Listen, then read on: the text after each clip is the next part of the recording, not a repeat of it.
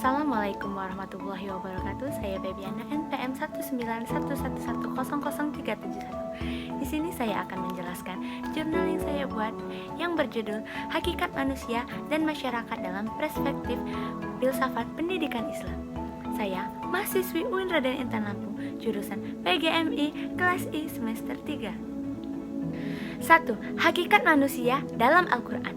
Manusia dalam pandangan Al-Quran, manusia sebagai makhluk yang berdimensional, memiliki kedudukan yang sangat mulia. Tetapi sebelum membahas tentang kedudukan, perlu diketahui tentang esensi dan ekstensi manusia. Manusia memiliki ekstensi dalam hidupnya sebagai Abdullah dan Khalifah, sebagai utusan Allah di muka bumi ini. Di sini harus bersentuhan dengan sejarah, dengan mengembangkan esensi, ingin tahu, menjadikan ia bersifat kreatif dengan disemangati dengan nilai-nilai tradisensi. Manusia dengan Tuhan memiliki kedudukan sebagai hamba yang memiliki inspirasi nilai-nilai keutuhan yang tertanam dari pelajaran amanah Tuhan di muka bumi. Manusia dengan manusia lainnya memiliki kolerasi yang seimbang dan saling bekerja sama dalam rangka memakmurkan bumi ini. Dalam hubungan horizontal ini mengarah kepada hubungan manusia dengan manusia lainnya dan hubungan alam dan raya, bahwa Allah telah memberikan kehidupan di dunia sehingga berusaha dan semua dari usaha itu dijadikan sebagai ibadah. Karena Allah tidak melarang manusia untuk bekerja, bahkan tidak hanya memikirkan akhirat saja, namun keseimbangan antara dunia dan akhirat. 2. Hakikat dan kedudukan manusia.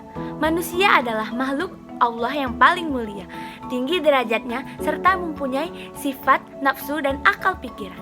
Dilihat dari proses penciptaannya, manusia dalam pandangan Al-Quran diciptakan dari 2 tahapan, yaitu pertama, tahapan primordial. Kedua, disebut dengan tahapan biologi. Manusia pertama, yaitu Adam alaihissalam, diciptakan dari atin atau tanah, atorb, tanah debu, min sal, tanah liat, min samainah, musnun, tanah lumpur yang hitam. Manusia merupakan pelatihan antara 2 unsur, yaitu badan dan ruh.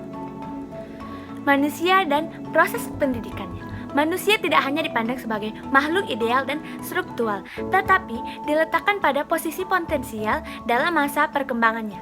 Manusia bukanlah robot ataupun makhluk instrumental dalam masa pengalian potensial sesuai masa perkembangannya. Proses pendidikan dalam hidup pandangan Islam bersifat tabi'iyah, yang artinya sesuai dengan tabiat hidup manusia.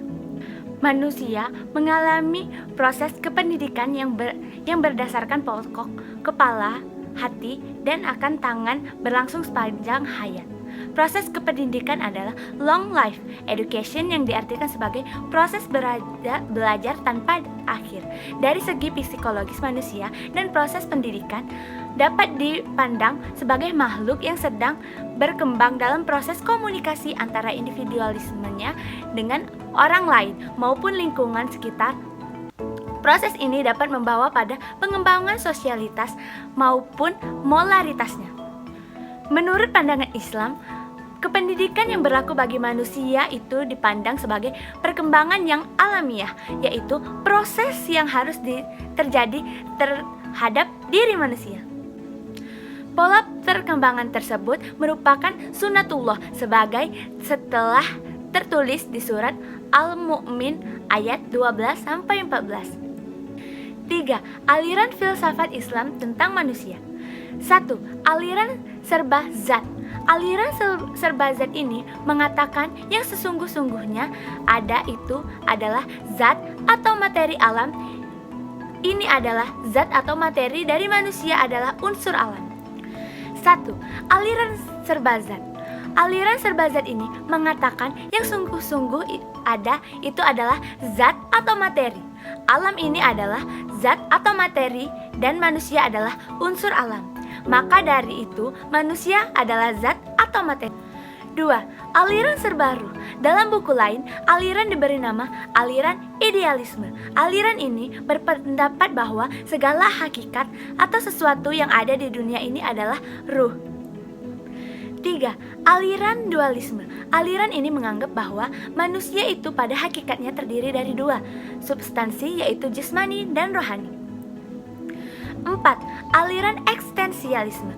Aliran filsafat modern berpikir tentang hakikat manusia, merupakan ekstensi atau perwujudan sesungguhnya dari manusia. Sekian penjelasan dari saya. Bila ada kesalahan, saya mohon maaf. Kepada Allah, saya mohon ampun. Saya akhiri, wabillahi taufiq wal hidayah. Wassalamualaikum warahmatullahi wabarakatuh.